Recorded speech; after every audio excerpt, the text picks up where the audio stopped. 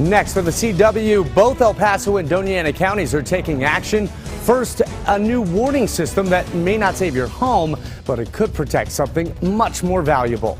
And those of us in the El Paso County area, and especially those of you in the county limits, outside the city limits, you can relate to the frustration of the floods. Tonight, talk of giving county residents the protection they've been asking for a long time, but it won't be easy. We just simply don't have the authority to come up with solutions. This news comes as more rain activity develops here in the borderland. StormTracker Nichole Gomez is on top of it all. Well, we are tracking another cold front. I'll let you know just how cool temperatures are expected to drop this weekend. We'll also talk about wind speeds. That's all coming up in your full Storm Track weather forecast. A green or red. Every New Mexican knows exactly what kind of chili they want, and they're just as confident when asked green and gold or red and blue. No other station comes close to covering the state's biggest rivalry ever. Right, the ABC-7 New Mexico mobile newsroom crew. Plus, ABC-7 on top of UTEP's quest to possibly double its size. That's a story developing now. It is all next on the El Paso Las Cruces CW. It's Thursday night and it's 9 o'clock. Let's get started. Live, where news comes first. From the Mesilla Valley and Las Cruces to El Paso and the borderland. This is ABC-7 at 9 on the El Paso Las Cruces CW. Well, it really doesn't take much for a dry day here in the borderland to turn into a scene of chaos. Torrential downpours turn into flash floods, as we know. The rain overwhelming stormwater systems, and all of that water quickly washes into neighborhoods. New at 9 tonight, El Paso and Doña Ana counties want to keep you safe, and if possible, your homes as well. Hello, everybody. Thanks so much for joining us tonight. I'm Bob Harp here on ABC-7 at 9 for the Las Cruces and El Paso CW. We do begin right now in Doña Ana County. This year's severe flooding ruined so many lives, and now Doña Ana County commissioners and the Flood Commission is installing new rainfall systems to help out with the flood warnings. New at 9, here's ABC-7's Luke Liddon, and he's with our New Mexico mobile newsroom. The Doña Ana County Flood Commission has installed its first series of rainfall monitoring stations right here in Doña Ana County, which will help aid in flood warnings. Our job is primarily to save lives. What we want to do is just get people out of harm's way. The new project will allow residents to get real-time rainfall information and areas for potential flooding all through the computer. And it tells you exactly what information is being collected at that particular site. Not all sites will be collecting the same information. We're here in La Mesa, New Mexico, and this is where the first weather station has been installed in Doña Ana County. If you take a look, this weather station right here can help measure the temperature, the precipitation in the area, and even predict if flash floods are imminent in the area. The rainfall gauges all the data and sends it to a central tower east of Las Cruces, and then a transmitter is relayed to the Doña Ana County Government Center, where it is posted on the web instantly. Also part of the ongoing project, an all-terrain vehicle and a robotic camera to help maintain all of the weather systems. We can remotely send up these pipes so that we can have warning before the pipes fail, that we can get some maintenance done and get the pipe replaced or get some type of patch done on it before the structure fails. A flood warning system operator will also watch the systems in case of any possible flash floods. The Flood Commission says they hope to have 30 remote weather stations by the end of 2017. Reporter from La Mesa from our New Mexico mobile newsroom, Luke Liddon, ABC-7. Well, here in El Paso County, one commissioner wants to follow the city's lead. Now, Commissioner Vince Bettis, he says that he wants to protect residents, and counties just do not have the authority to collect money needed to build stormwater drainage systems that are so badly needed to protect people, like in Socorro, Clint, and other county communities. And you remember after Storm 2006, the city of El Paso and the public water utility created a county-wide master plan to handle mass amounts of stormwater. Well, most of that was implemented within the city limits. And because there are numerous water companies to deal with in the county, Commissioner Vince Bettis is saying the county needs its own water utility, or actually, they will keep seeing this. They need its own stormwater utility, I should say, or keep seeing floods. So just one of the ideas that we had was perhaps if there was some way that we could collect some sort of stormwater revenue to help build infrastructure outside the city limits. And this would only impact residents outside the city limits because in El Paso they already pay a stormwater fee. Commissioner Pettis is saying that a stormwater utility in the county is only in the preliminary stage right now, but he will personally continue to work on that. Developing now, the rain chances are still hanging around tonight. We could see a repeat of what we saw last night into this morning. So brace yourself. We have another live look at the roads right now, showing you that they are okay right now. If you need to drive tonight, no major problems to talk about. But that is when we bring in StormTracker Nichole Gomez. Could that change? That's what everybody wants to know with these rain chances, Nichole. Well, our rain chances have gone down for tonight, Bob. Our Doppler radar system showing us that most of the activity is well to our southeast. So those of you that enjoy the rain, notice we're starting to even see some clearing skies on our radar picture here. But again, we'll still keep very slight rain chances in the forecast. But we are talking much cooler temperatures tomorrow morning. So just keep that in mind as you plan your day. Currently, we're sitting at 51 degrees in El Paso, 50 Las Cruces, 41 in Ruidoso, but with the wind chill, feels like it's 38 degrees. Our future temperature showing us 6 o'clock in the morning. We're at 46 degrees El Paso. So again, it will be a very cold start to your morning. 50 degrees Las Cruces by 10 o'clock. We're still sitting in the 50s by lunchtime, only 60 degrees. So again, we're starting to see those clear skies, and temperatures will gradually begin to warm up once we get past the cold start to the morning. But we'll take a closer look at what you can expect tomorrow morning and your Friday afternoon. That's all coming up in Storm Track Weather. All right, thanks so much for that, Nichole. We do appreciate that. And El Paso County Constable who was killed while working security at a Halloween haunted house, he's being laid to rest this week. Services began tonight for Constable Robert Parker White.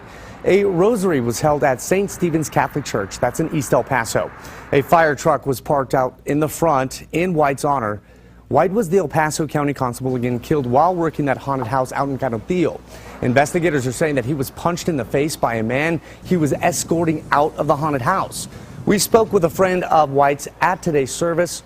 He says White was one of the most kind and caring persons he could have ever met. And I feel that we are so fortunate, and I know that he'll never be forgotten. And clearly, I know that we will continue to teach our children about somebody like him, because he's just an incredible individual overall. White was also a PE teacher over at Putnam Elementary School here in El Paso. He leaves behind 4 young children. The man accused of killing him, 19-year-old Devin Huerta, a Fort Bliss soldier, has been charged now with capital murder. He is being held on a $5 million bond. If UTEP were to acquire the former ASARCO site, the university would double in size. It's been the talk of town for the last few days, and we have ABC-7's Pilar Arias. She is live at UTEP following this story with the latest development or no development. How does that look, Pilar? Good evening, Bob. You're right. No action was taken. Today, the University of Texas System Board of Regents wrapped up a 2-day meeting here in El Paso, but they did not decide whether or not to acquire the former ASARCO site. UTEP President Dr. Diana Natalicio expressed her interest in purchasing the property to UT Regents, but she says that doesn't mean there's already plans for the 443 acres up for grabs. Natalicio says UT officials will wait until the remediation of the former copper smelter site is completed before deciding whether or not to acquire the property. Today, Natalicio explained what ideas could come to light if UT Regents do decide to move forward. We're building some student housing behind the Helen of Troy softball field right now. That we've had a lot of additional demand for additional campus housing. A lot of students from El Paso County would like to live on campus rather than live at home and commute. Now here's a look at the map of the property. Natalicio says the part on the east side of Interstate 10 has already met the residential remediation standards, and that means any type of development could go on that land. Today I spoke with ASARCO trustee Roberto Puga, and he told me that remediation could be over as early as next fall. He also says that he's not sure that UTEP would want the entire property, so no purchase price has been set just yet. And he also stressed the fact to me that previous reports that Mountain Star Sports Group has expressed interest in the property are not true. Reporting live at UTEP, Pilar Arias, ABC-7. And Pilar, I'm glad you mentioned that, because we've been hearing a lot of rumors lately. You know, Facebook is a place where a lot of rumors are swirling around about different things. So the soccer team was not, or the potential soccer team, not looking into that land. Thanks, Pilar, for that live report. And it was this day back in 2007 when El Paso voters narrowly approved creating a children's hospital with $120 million of bonds. Today, there are dozens of pediatric specialists in the Sun City treating issues and diseases that used to send families out of town for care. But that benefit has been overshadowed now by the hospital's financial struggle. Tonight, what the proponents of the Children's Hospital promised and what is actually being delivered. ABC-7's Stephanie Valle presents her special report. That is tonight on ABC-7 at 10 in less than an hour. So if you are from Las Cruces, there's a good chance you already have some weekend plans. Oh, let's say probably the biggest game of the year for you. The Las Cruces and Mayfield rivalry taking to the football field for the 51st time. It's more than a high school football game. It's all about bragging rights. And that is why the game is held at New Mexico State's Aggie Memorial Stadium. More than 25,000 fans are expected to watch what is consistently ranked as one of the best high school rivalries in the country. That's right. Kickoff for the game, 7 o'clock tomorrow night.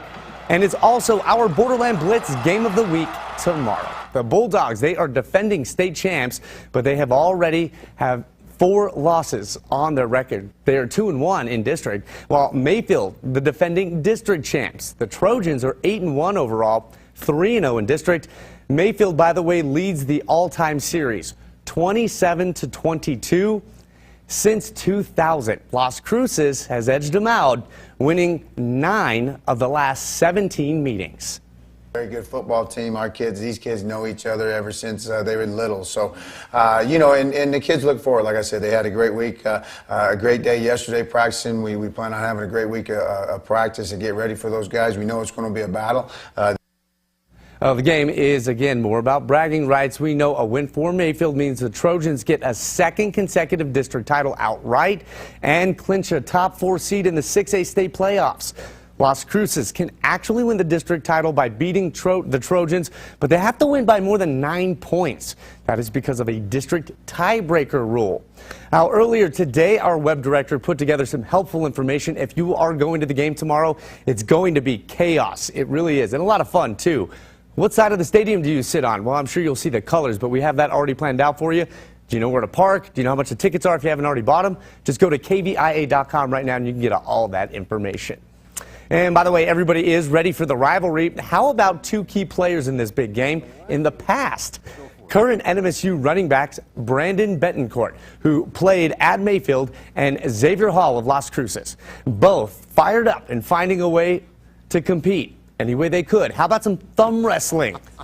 So it's a pretty big deal. It was the biggest thing. That was probably the biggest game of the year, every single year. You know, that's first before state. We look at that as like #1 game. It comes down to who wants it more. That's all this game is about, and whoever wants it more is going to win the game. Well, the rivalry is so intense, it's even taking over your fast food restaurants in Las Cruces. So the question everybody must answer over at Chick-fil-A: green and gold or red and blue?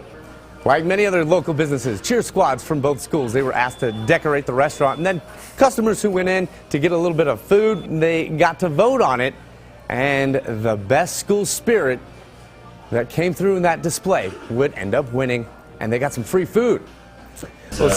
Coming in, Landon gives us for about 7 years now. They've been sponsored. Well, staying out in Las Cruces, a lot of sports action going on there. This, one of the most decorated athletes in sports, NASCAR champion Dale Earnhardt Jr. was in the city of Las Cruces today.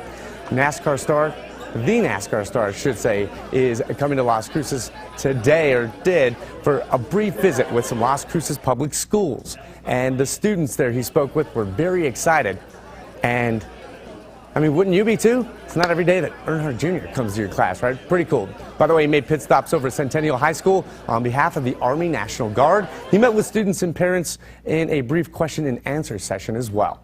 Well, here's another live look at the city. This from our TxDOT traffic camera showing you the roads are dry right now. But Nichole, you were tracking the chance for possibly more rain. Absolutely. Most of the rain well to our southeast as of now, but that could bring us slight rain chances overnight. And we're also talking cooler temperatures. Just how cool will temperatures be this morning or tomorrow morning? Have the details coming up in your wake up weather forecast. This is the El Paso Las Cruces CW, and you're watching ABC 7 at 9, where news comes first.